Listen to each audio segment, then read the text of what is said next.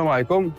حنا مول زراعه بوانكوم. هذا اشرف وايمن جاوا للبرنامج بفكره مشروع اللي واعره بزاف، ولكن ما خداو حتى درهم، واخا المستثمرين عجباتهم الفكره ديال المشروع ديالهم. والفكره اللي جاوا بها هي عباره على موقع الكتروني واللي سميتو مول زراعه بوانكوم، واللي فيه تقدروا تشريو الزريعه وكاوكاو وجميع انواع المكسرات وتوصلوا بهم فابور حتى لباب الدار. المستثمرين فاش سمعوا الفكره ديال المشروع عجباتهم بزاف، خصوصا فاش غادي يعرفوا انهم يلاه 6 شهور هادي باش بداو وقدروا يحلوا جوج ديال المراكز، وانهم عندهم تقريبا 4800 زبون غير في الموقع الالكتروني، اضافه لانهم قدروا يديروا اكثر من 11000 طلبيه.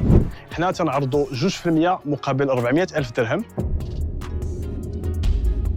بطبيعه الحال المستثمرين غادي يسولوهم بزاف ديال الاسئله، وكانوا عندهم واحد الملاحظات اللي مهمه، واللي من بينها ان الربح اللي كيربحوا قليل بزاف مقارنه بجوده المنتج والسيرفيس اللي كيقدموا، وانهم واخا حققوا اكثر من 11000 طلبيه ما قدروش يحققوا ارباح مزيانه منها، حيت كيربحوا غير 7 دراهم من كل طلبيه ديال 75 درهم. هذا الشيء اللي غادي يخلي المستثمرين يسولوهم بزاف ديال الاسئله، ولكن اشرف وايمن ما غاديش يجاوبوا مزيان وغادي يكونوا مرتبكين وبحال كيتهربوا من الاجوبه. انا ما متفقش معك في هاد الناس اللي غيشروا، ولكن يقدر يكون عندك حق. يمكن هذا الشيء غادي يخليهم ما يقنعوش المستثمرين، وغادي يخلي المستثمرين حتى واحد فيهم ما يستثمر في المشروع ديالهم. ام اوت دابا ما غاديش نكون معاكم. من غير مهدي هو اللي قدم لهم عرض بقيمه ديال 15% مقابل 400,000 درهم. اشرف وايمن القيمه ديال 15% جاتهم طالعه بزاف، وغادي يضطروا باش يرفضوا العرض ديال مهدي وما غاديش يقبلوا به.